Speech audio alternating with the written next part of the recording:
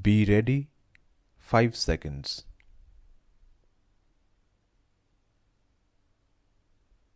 The petitioner ATV Projects India Private Limited has filed the present writ petition challenging the constitutional validity of Section 4B of the Sikh Industrial Companies Special Provisions Repeal Act 2003, hereinafter Repeal Act. This court had the occasion to deal with a similar challenge to various provisions of the Insolvency and Bankruptcy Code 2016, hereinafter the Code, as also sections 4B and 51D of the Repeal Act in WPC number 9674/2017, Ashapura Mine Chem Limited versus Union of India and others, hereinafter Ashapura.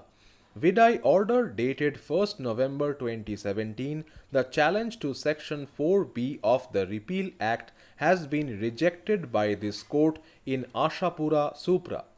The findings in the said judgment are equally applicable to the present petition and it is held accordingly.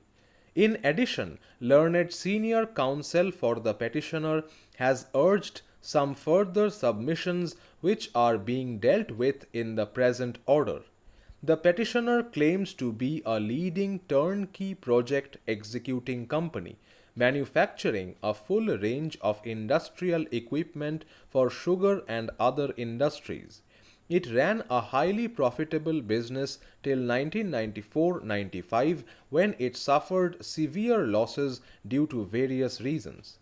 The petitioner filed a reference with the Board for Industrial and Financial Reconstruction, hereinafter BIFR, in 1998 and was declared a Sikh company on 21st April 1999. IDBI was appointed as the operating agency for the purposes of formulating the scheme. According to the petitioner, it has settled and paid the restructured amounts of all of its 28 secured lenders and had obtained no dues certificate from 27 secured lenders. A draft rehabilitation scheme, hereinafter DRS, was also circulated by BIFR on 14 September 2015. The DRS was pending before the BIFR due to objections from the income tax authorities and some other authorities. On 30th November 2016, all objections by other authorities were resolved by the BIFR. However, due to the reasons recorded in the BIFR's order dated 30th November 2016, some further directions were issued and the scheme was not sanctioned. Due to the said notification, proceedings before the BIFR stood abated and the petitioner could only approach the National Company Law Tribunal, hereinafter NCLT, within a period of 180 days.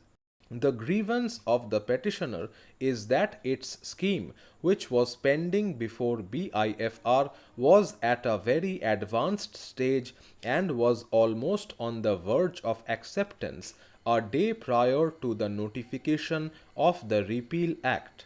The petitioner had taken several steps throughout the lengthy process and had undergone several rounds of proceedings before the BIFR and the Appellate Authority for Industrial and Financial Reconstruction, as also in writ petitions prior to the matter reaching the final stage for approval of the scheme. However, unfortunately, on 30th November 2016, the scheme was not approved by BIFR, which resulted in the scheme remaining pending and hence abating upon notification of the Repeal Act. Insofar as 21st Century Steel's Supra is concerned, the same is an order recording the submissions of the parties, and neither party has placed before us any document.